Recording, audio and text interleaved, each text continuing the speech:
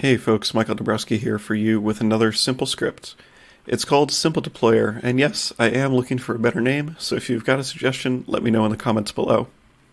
Basically, I wanted a really easy way to deploy a couple of my projects, which would be as easy or easier than just FTPing a bunch of PHP files up to a web server. But unfortunately, we know that that's not the world that we live in anymore. You can't normally just FTP stuff around. You've got to go through this whole big deployment process, including running scripts on the server that you're deploying to.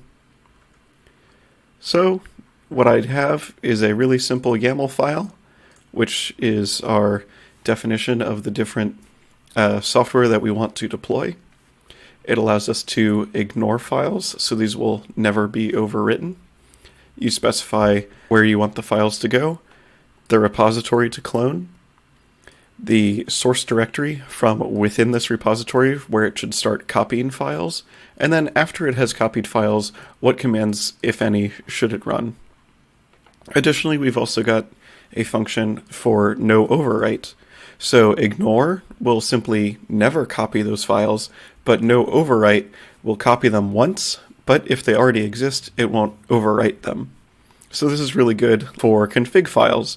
So usually if you're scaffolding out your program, you want to copy it once, but then you don't want to keep updating it because you're just going to be overwriting whatever your proper config is. So it's written in Python and it's available on my GitHub right here at github.com/MikeDumbo/SimpleDeployer. So to show you the script, I've got it running on my Ubuntu right here, installed using pip. You can just do a really simple pip install SimpleDeployer, and that will install it to your local machine. So if I run SimpleDeployer-help, you can see that basically we've got a couple different modes. Using --create, which is the default, it will create the config file if you don't already have one. You can specify which file to use, otherwise by default it's going to use your home .deployer, deployer.yaml. But if you want, you can specify some other file to use. And then also I have an option called prompt, which will ask you before it does anything on each repository. So if I run it in prompt mode, then you can see that it's running it first for this one repository, and it tells me it's going to write it into my web server folder. So do I want to continue? That's the default. Let's go with yes. So first it clones the repository, and then it copies everything over, tries to change permissions, which is going to fail because I'm not running as root right now, but I could obviously do this with sudo. And then it did a composer install and composer update to install the PHP dependencies and then update them. Now it's asking us if we want to do the next one. For the sake of time, we'll just say no, and then again, say no. So what it has done is to copy all the files into my web server and start up any server which is necessary after installing the required dependencies. So if that's all you're interested in, that's great. Go out and use it. It's available from my GitHub, like I said, and it's really easy to install just using pip. But if you're interested, stick around and we'll have a look at the actual code. So all it is one simple single Python script. So I'm using click for handling the command line stuff. In our main, I just look at the options that you gave me. And if you tell me to create a file and we didn't find it, we'll dump out this default configuration. Otherwise, assuming that we have a file to run from, then we just do run. Really simple. It goes through each definition, so that's each repository.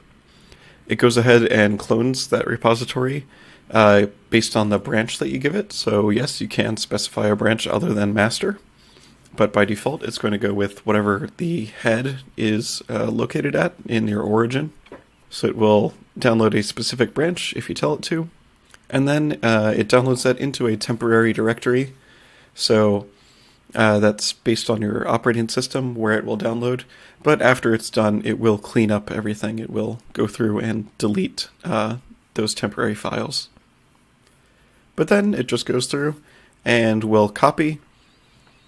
It will just do this CP function. It'll copy from the source to the output directory. To the output directory, and with possibly ignoring files and possibly not overwriting files. And then, of course, we delete the temporary directory. And if you put it into verbose mode, it will tell you what it's doing at each step. Then once all of that's done, it has copied the files wherever you told it to put them. Then it goes through the post-install scripts, if any, and it runs using shell mode, so that if your post-install is interactive, it will forward your input to it. So if npm is asking you, do you want to install this, yes or no, you can type Y or N, and that all works as you would expect, as if you were running the command yourself. So really, that's the whole script.